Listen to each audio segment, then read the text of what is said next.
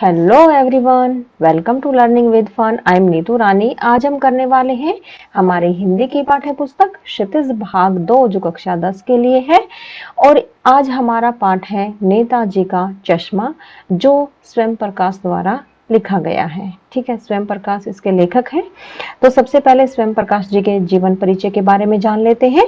स्वयं प्रकाश का जन्म सन 1947 में इंदौर मध्य प्रदेश में हुआ। मैकेनिकल इंजीनियरिंग की पढ़ाई करके एक औद्योगिक प्रतिष्ठान में नौकरी करने वाले स्वयं प्रकाश का बचपन और नौकरी का बड़ा हिस्सा राजस्थान में बीता। फिलहाल स्वैच्छिक सेवानिवृत्ति के बाद वे भोपाल में रहते हैं और वसुधा पत्रिका के संपादन से जुड़े हुए हैं। 8वें दशक में उभरे स्वयं प्रकाश आज समकालीन कहानी के महत्वपूर्ण हस्ताक्षर हैं। उनके 13 कहानी संग्रह प्रकाशित हो चुके हैं, जिनमें सूरज कब निकलेगा, आएंगे अच्छे दिन भी, आदमी जात का आदमी और संधान उल्लेखनीय है। उनके बीच में विनय और ईंधन उपन्यास चर्चित रहे हैं। उन्हें पहल सम्मान, बनमाली पुरस्कार, राजस्थान साहित्य अकादमी पुरस्कार आदि पुरस्कारों से पुरस्कृत किया जा चुका है। मध्य वर्गीय जीवन के कुशल चितेरे स्वयं प्रकाश जी की कहानियों में वर्ग शोषण के विरुद्ध चेतना है, तो हमारे सामाजिक जीवन में जाति, संप्रदाय और लिंग के आधार पर हो रहे भेदभाव के खिलाफ प्रतिकार का स्वर भी है। रोचक किस्सागोई शैली में लिखी गई उनकी कहानियां हिंदी की वाचिक परंपरा को समृद्ध करती हैं। चारों ओर सीमाओं से घिरे भूभाग का नाम ही देश नहीं होता। देश बनता है उसमें रहने वाले सभी नागरिकों, नदियों, पहाड़ों, पेड़ पौधों, वनस्पतियों, पशु पक्षियों से, और इन सब से प्रेम करने तथा इनकी समृद्धि के लिए प्रयास करने का नाम ही क्या होता है? देशभक्ति। नेताजी का चश्मा कहानी कैप्टन चश्मे वाले के माध्यम से देश के करोड़ों नागरिकों के योगदान को रेखांकित करती है, जो इस देश के निर्माण में अपने अपने तरीके से सहयोग करते हैं। कहानी यह कहती है कि बड़े ही नहीं, बच्चे भी इसमें शामिल हैं। ठीक है, तो बढ़ते हैं अपनी कहानी की तरफ। तो हमारी कहानी है नेताजी का चश्मा। सुनिएगा। हालदार साहब को हर 15वें दिन कंपनी के काम के सिलसिले में उस कस्बे से गुजरना पड़ता था। कस्बा बहुत बड़ा नहीं था। कस्बा क्या होता है? एक छोटा सा शहर होता है, उसको हम कस्बा बोलते हैं। कस्बा बहुत बड़ा नहीं था जिसे पक्का मकान कहा जा सके, वैसे कुछ ही मकान, और जिसे बाजार कहा जा सके वैसा एक ही बाजार था। कस्बे में एक लड़कों का स्कूल, एक लड़कियों का स्कूल, एक सीमेंट का छोटा सा कारखाना, 2 ओपन एयर सिनेमा घर और एक नगरपालिका भी थी। नगरपालिका थी तो कुछ न कुछ करती भी रहती थी। कभी कोई सड़क पक्की करवा दी, कभी कुछ पेशाब घर बनवा दिए, कभी कबूतरों की छतरी बनवा दी, तो कभी कवि सम्मेलन करवा दिए। इसी नगरपालिका के किसी उत्साही बोर्ड या प्रशासनिक अधिकारी ने एक बार शहर के मुख्य बाजार के मुख्य चौराहे पर नेताजी सुभाष चंद्र बोस की एक संगमरमर की प्रतिमा लगवा दी। यह कहानी उसी प्रतिमा के बारे में है, बल्कि उसके भी एक छोटे से हिस्से के बारे में है। ठीक है, इसमें क्या होता है? इसमें हालदार साहब होते हैं जिनको 15वें दिन मतलब वहां से उस कस्बे से गुजरना पड़ता है। कस्बा छोटा सा होता है जिसमें एक लड़कियों का स्कूल, एक लड़कों का स्कूल, एक सीमेंट का छोटा सा कारखाना और 2 सिनेमा घर होते हैं। एक नगरपालिका भी होती है। नगरपालिका क्या करती है वो आपको पता होगा ना। नगरपालिका क्या करती है? नगरपालिका सड़क पक्की करवा देती है, पेशाब घर बनवा देती है, कबूतरों के लिए छतरी लगवा देती है, और क्या करती है? एक बार नगर पालिका में किसी प्रशासनिक अधिकारी ने क्या किया? शहर के मुख्य बाजार के मुख्य चौराहे पर क्या किया? नेताजी सुभाष चंद्र बोस की एक संगमरमर की प्रतिमा लगवा दी। यह कहानी उसी प्रतिमा के बारे में है, बल्कि उसके भी एक छोटे से हिस्से के बारे में है। तो देखिए, पूरी बात तो अब पता नहीं, लेकिन लगता है कि देश के अच्छे मूर्तिकारों की जानकारी नहीं होने और अच्छी मूर्ति की लागत अनुमान और उपलब्ध बजट से कहीं बहुत ज्यादा होने के कारण काफी समय ऊहापोह और चिट्ठी पत्री में बरामद हुआ होगा, और बोर्ड की शासनावधि समाप्त होने की घड़ियों में किसी स्थानीय कलाकार को ही अवसर देने का निर्णय किया गया होगा, और अंत में कस्बे के इकलौते हाई स्कूल के इकलौते ड्राइंग मास्टर मान लीजिए मोतीलाल जी को ही यह काम सौंप दिया गया होगा, जो महीने भर में मूर्ति बनाकर पटक देने का विश्वास दिला रहे हैं। इसमें क्या होता है, मतलब जल्दबाजी में सुभाष चंद्र बोस की जो मूर्ति है उसको बनाया जाता है और उसको वहां पर लगा दिया जाता है। ठीक है, पूरी बात तो पता नहीं, लेकिन लगता है देश के अच्छे मूर्तिकारों की जानकारी नहीं होने और अच्छी मूर्ति की लागत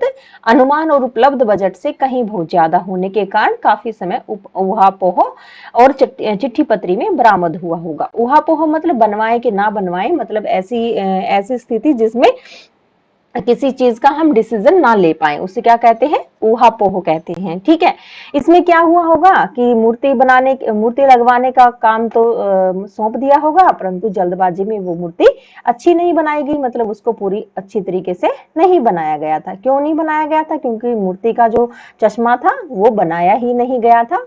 जो नेताजी चश्मा पहना करते थे उसको उन्होंने छोड़ दिया, या वे वो भूल गए होंगे। ठीक है, जैसा कि कहा जा चुका है, मूर्ति संगमरमर की थी। टोपी की नोक से कोट के दूसरे बटन तक कोई 2 फुट ऊंची, जिसे कहते हैं बस्ट, और सुंदर थी। बस्ट मतलब बेस्ट, ठीक है, और सुंदर थी।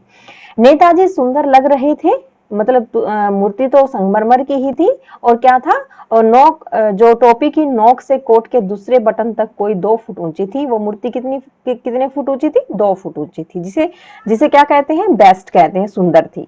ठीक है, नेताजी सुंदर लग रहे थे, कुछ मासूम और कमसिन मतलब जो शर्मीले टाइप के होते हैं उनको कमसिन बोलते हैं। फौजी वर्दी में मूर्ति को देखते ही दिल्ली चलो, तुम मुझे खून दो वगैरह याद आने लगते हैं। मतलब सुभाष चंद्र बोस की तस्वीर को देखते ही वो जो नारे होते हैं, वो जो सुभाष चंद्र बोस ने दिए थे, वो हमें याद आने लगते हैं। कौन कौन से? कि दिल्ली चलो, तुम मुझे खून दो, मैं तुम्हें आजादी दूंगा, वगैरह याद आने लगते थे। इस दृष्टि से यह सफल और सराहनीय प्रयास था। केवल एक चीज की कसर थी, जो देखते ही खटकती थी। नेताजी की आंखों पर चश्मा नहीं था।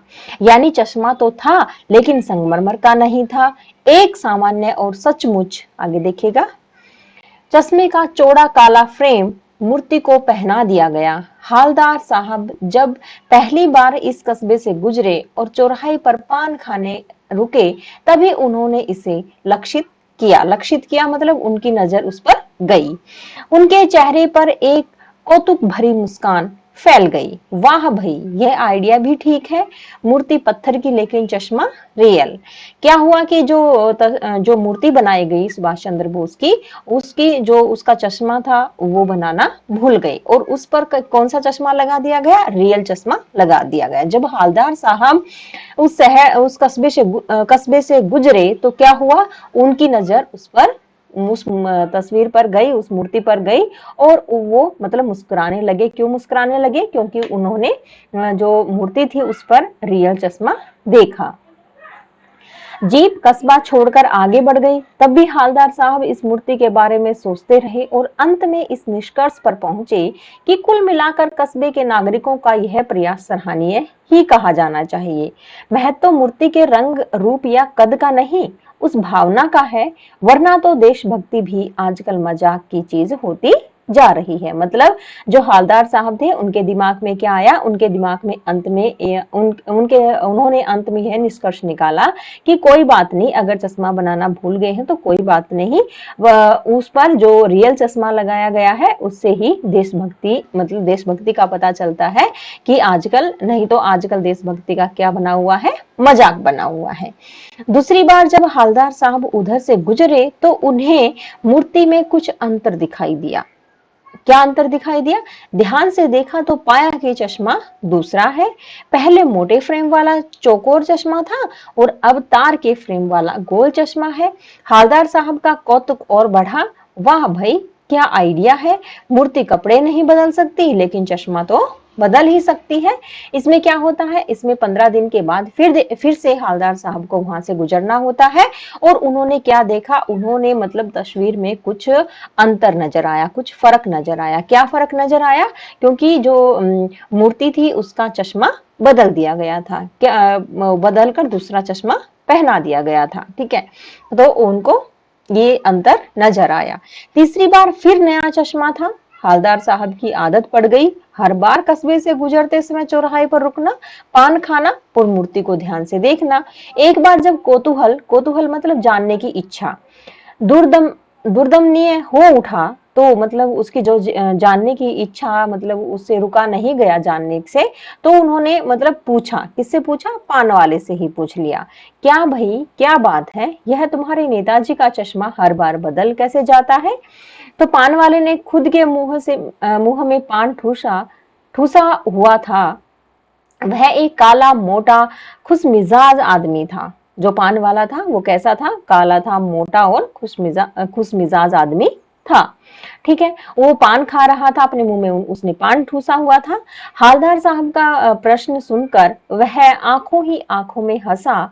उसकी तोंद थिरकी, पीछे घूमकर उसने दुकान के नीचे पान थूका और अपनी लाल काली बत्ती सी दिखाकर बोला, कैप्टन चश्मे वाला करता है। मतलब जो पान वाला है वो हवलदार साहब क्या करते थे, मतलब हर बार वहां पर जो कस्बे का जो चौराहा था जहां पर सुभाष चंद्र बोस की तस्वीर लगी हुई थी, वहां पर क्या करते थे, वो रुकते थे, वो पान खाते थे और उस तस्वीर को देखते रहते थे। तो एक बार मतलब हर बार चश्मा जब बदला हुआ मिलता, तो उन्होंने अंतिम समय में पूछ ही लिया था, मतलब अंतिम दिन पूछा कि किससे पूछा? पान वाले से पूछा कि ये जो चश्मा है सुभाष चंद्र बोस जी का, ये मतलब हर बार बदला हुआ कैसे मिलता है? तो वो क्या बताते हैं? वो बताते हैं कि जो कैप्टन चश्मे वाला है वो ऐसा करता है, वो इसके चश्मे को बदलता है। क्या करता है हवलदार साहब? कुछ समझ नहीं पाए। चश्मा चेंज कर देता है। पान वाले ने समझाया कि वो चश्मा बदल देता है और कुछ नहीं करता। क्या मतलब क्या चेंज कर देता है? हवलदार साहब अब भी नहीं समझ पाए। कोई ग्राहक आ गया समझो, उसको चौड़े चौखट चाहिए, तो कैप्टन किरदार में लगाएगा, तो कैप्टन किरदार में लगाएगा, तो उसको मूर्ति वाला दे दिया, उधर दूसरा बिठा दिया। मतलब यहाँ पर जो पान वाला है वो क्या कह रहा है? पान वाला समझाकर कह रहा है कि अगर किसी को जो मूर्ति पर फ्रेम लगा हुआ पसंद आ जाता है तो वो उसको दे देता है और फिर बाद में उस पर दूसरा फ्रेम लगा देता है। ऐसा वो मतलब कैप्टन चश्मे वाला करता है। अब हवलदार साहब को बात कुछ कुछ समझ में आई। एक चश्मे वाला है जिसका नाम कैप्टन है, उसे नेताजी के बगैर चश्मे वाली मूर्ति बुरी लगती है। मतलब अब जो हवलदार साहब है उनके दिमाग में क्या बात आई कि जो कैप्टन चश्मे वाला है उसको मतलब उसे वो जो तस्वीर है, वो नेताजी की तस्वीर है, उसे बगैर चश्मे के अच्छी नहीं लगती होगी, इसलिए वो क्या करता है, उस चश्मे का जो फ्रेम है वो उस पर लगा देता है। बल्कि आहत करती है, मानो चश्मे के बगैर नेताजी को असुविधा हो रही हो। इसलिए वह अपनी छोटी सी दुकान में उपलब्ध गिने चुने फ्रेमों में से एक फ्रेम नेताजी की मूर्ति पर फिट कर देता है।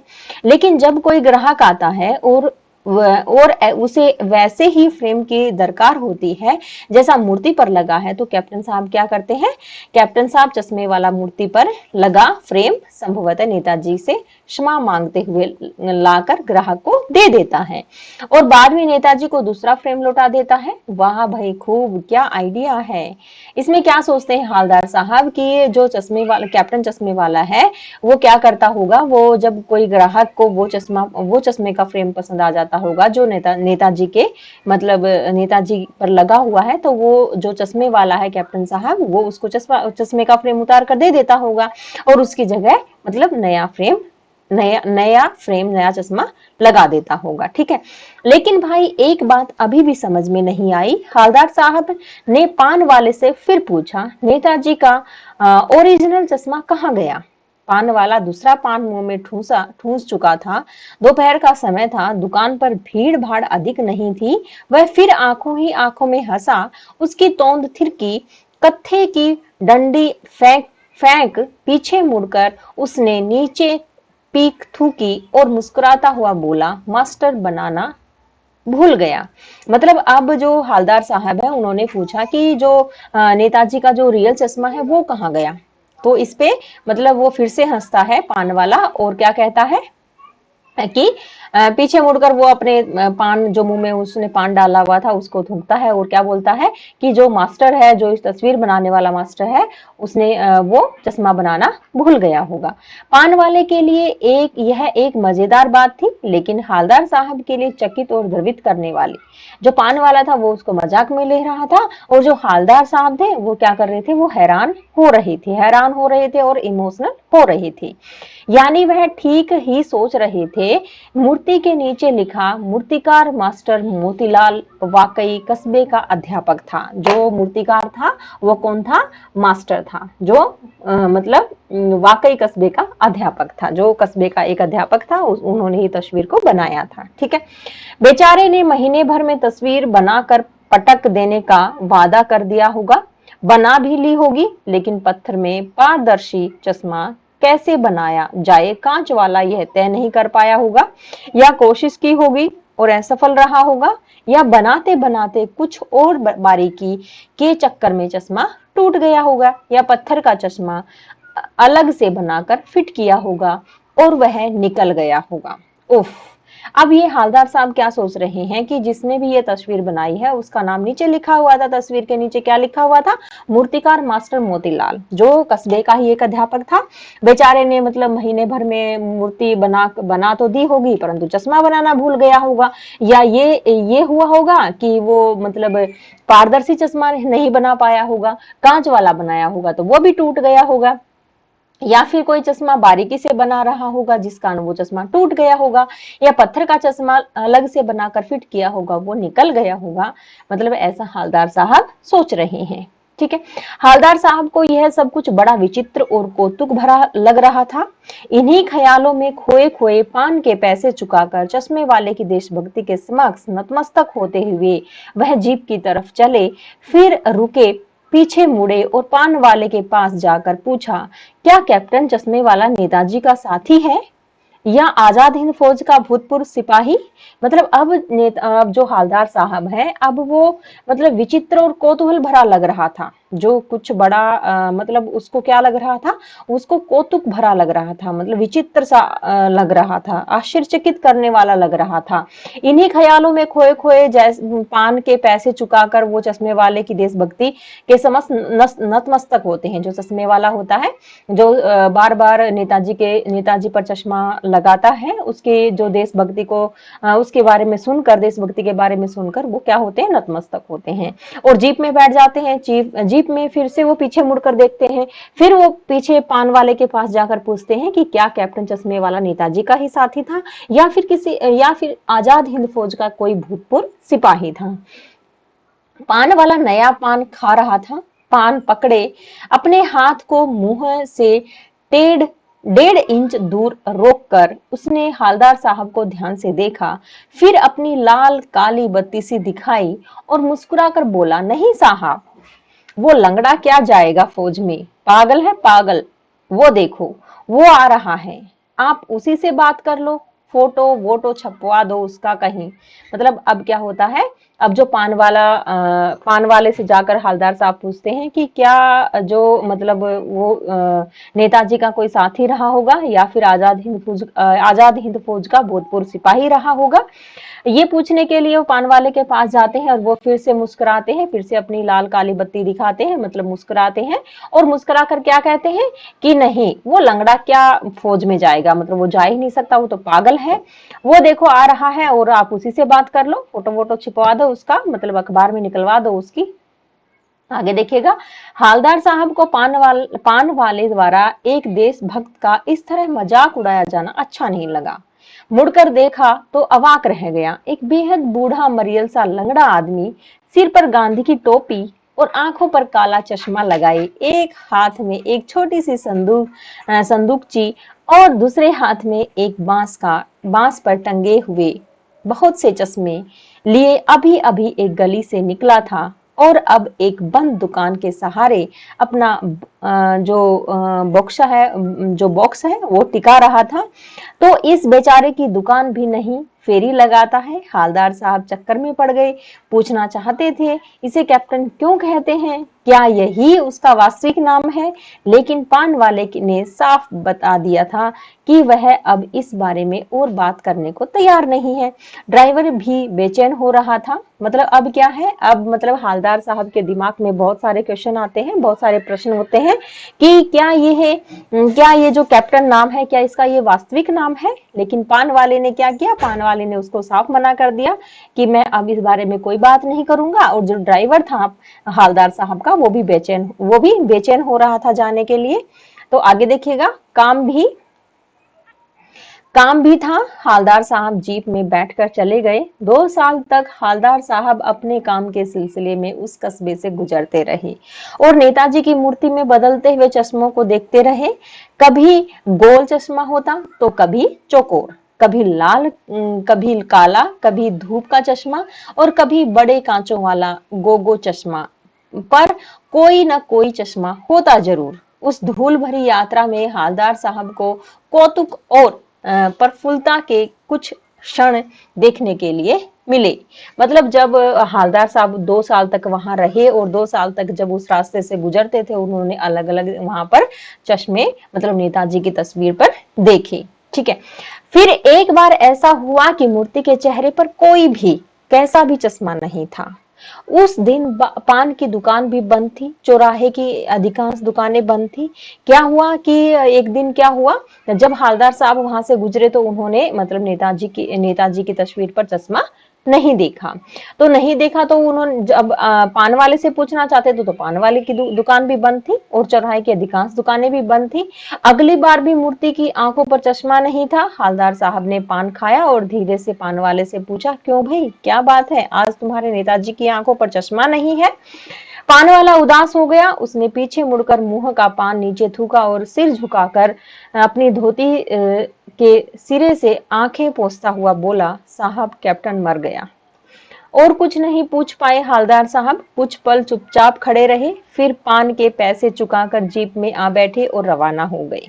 बार बार सोचते क्या होगा उस कौम का जो अपने देश की खातिर घर गृहस्थी, जवानी, जिंदगी सब कुछ होम देने वाले पर भी हंसती है। मतलब उस दुनिया का क्या होगा जो अपना सब कुछ किस पे, देश की खातिर, अपनी देशभक्ति के लिए अपने घर को, अपनी जवानी को, अपनी जिंदगी को होम कर देती है, मतलब सौंप देती है, खत्म कर देती है और अपने लिए बिकने के मौके ढूंढती है।